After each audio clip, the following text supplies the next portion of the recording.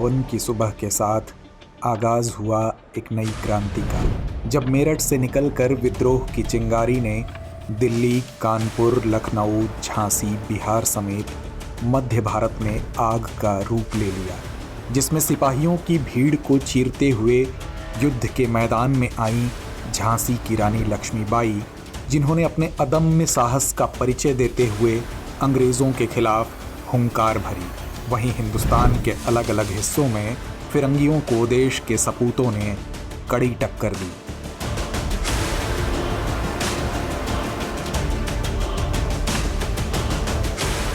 यह विद्रोह साक्षी बना रक्त रंजित मातृभूमि का, जिसकी रक्षा के लिए कई शूरवीरों ने अपने प्राणों की आहुति दी।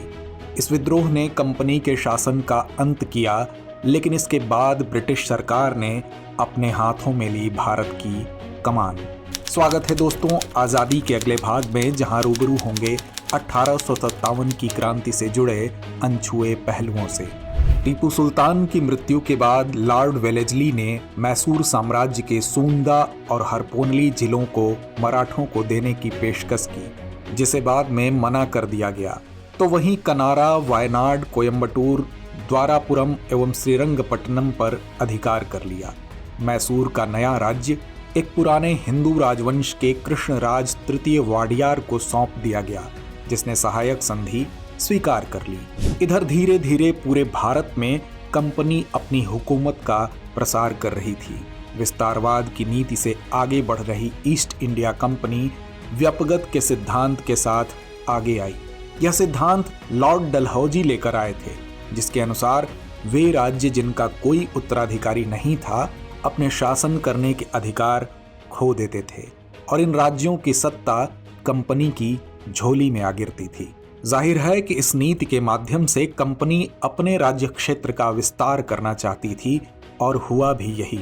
इस नीति की चपेट में आकर कई प्रांतीय शासक अपने अधिकार खो रहे थे, जिसमें सतारा, जयपुर, संभलपुर, उदयपुर, झांसी जैसे क्षेत्र शामिल थे।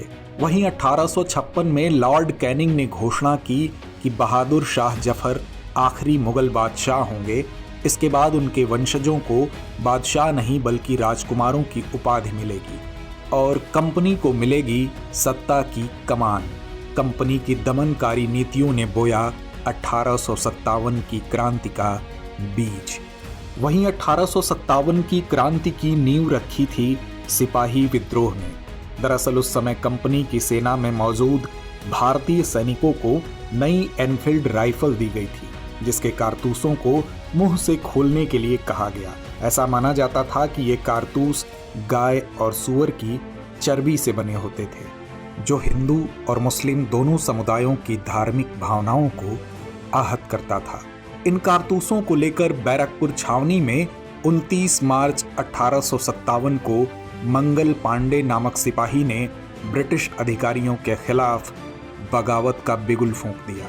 मंगल पांडे का विद्रोह अंग्रेजों के खिलाफ सैनिकों के बीच उभर रहे गुस्से का प्रतीक बन गया। उन्हें गिरफ्तार कर 8 अप्रैल 1857 को फांसी पर चढ़ा दिया गया। मंगल पांडे की फांसी के बाद से अंग्रेजी सेना में शामिल भारतीय सिपाहियों ने खुलेआम विद्रोह किया। मेरठ की सीमा लांघकर उन्होंने दिल्ली की ओर कूच किया, लेकिन दिल्ली में अंग्रेजों का सख्त पहरा था। पर भारतीय सिपाही भी कहां पीछे हटने वाले थे। अंग्रेजों के पहरों को तोड़कर उन्होंने मुगल बादशाह बहादुर शाह जफर से मुलाकात की और उन्हें अपने विद्रोह का मुखिया चुना, और अलग अलग प्रांतों में क्षेत्र प्रमुखों ने विद्रोह की कमान संभाली। दिल्ली में बहादुर शाह जफर के नेतृत्व में अंग्रेजों के खिलाफ भारतीय सिपाहियों ने पुरजोर संघर्ष किया। हालांकि अंग्रेजों ने कुछ ही महीनों में दिल्ली पर पुनः कब्जा कर लिया, लेकिन तब तक यह विद्रोह आग की तरह देश के अलग अलग कोने में फैल चुका था, जिसमें झांसी में कमान संभाली थी रानी लक्ष्मीबाई ने। रानी लक्ष्मीबाई ने अंग्रेजों को कड़ी टक्कर दी, लेकिन फिरंगियों से लोहा लेते हुए वो वीर गति को प्राप्त हुई। वहीं नाना साहेब के नेतृत्व में कानपुर में विद्रोहियों ने अंग्रेजों के खिलाफ जबरदस्त संघर्ष किया। यहाँ अंग्रेजी सेना को भारी नुकसान उठाना पड़ा। दूसरी ओर बेगम हजरत महल ने लखनऊ में अंग्रेजों के खिलाफ विद्रोह का नेतृत्व किया। उन्होंने अंग्रेजों के खिलाफ मजबूती से संघर्ष किया और लखनऊ को कुछ वक्त के लिए ही सही लेकिन अंग्रेजों की पहुंच से दूर रखा।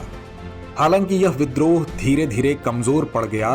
अंग्रेजों ने अपनी संगठित सेना और बेहतर हथियारों के बल पर विद्रोह को दबा दिया, लेकिन इस विद्रोह की गूंज ब्रिटिश संसद तक सुनाई दी, जिसके बाद कंपनी से सत्ता छीनकर भारत की कमान ब्रिटिश सरकार ने अपने हाथों में ली और इसके साथ ही हिंदुस्तान में ब्रिटिश क्राउन का शासन स्थापित हो गया।